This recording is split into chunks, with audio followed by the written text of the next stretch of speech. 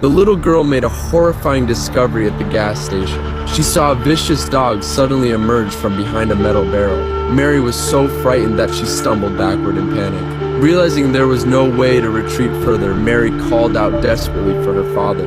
When Jack turned to look, he saw his daughter cornered with nowhere else to go. He tried to calm her down, telling her not to panic, while clapping his hands loudly in an attempt to scare the dog away. However, the dog showed no fear and instead continued advancing toward Mary.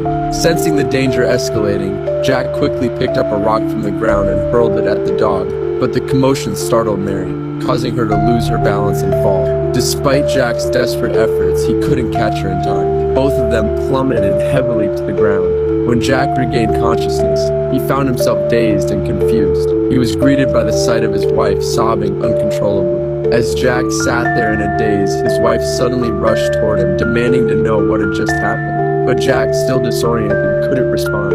Instead, he pushed her away, turned his head and shut his eyes tightly, trying to force himself to stay calm. Not long after, Jack heard his daughter's voice calling out behind him. It turned out that Mary had only injured her arm and briefly passed out from the fall. She had now regained consciousness and was out of immediate danger, but before Jack could even breathe a sigh of relief, Mary began crying incessantly about the pain in her arm. Jack quickly picked her up and drove to the nearest hospital. However, the local hospital didn't have an emergency department, so they had no choice but to wait in line. Jack pleaded with the nurse to let them skip ahead, but no matter how much he explained, the nurse insisted that they follow the proper procedures and complete the necessary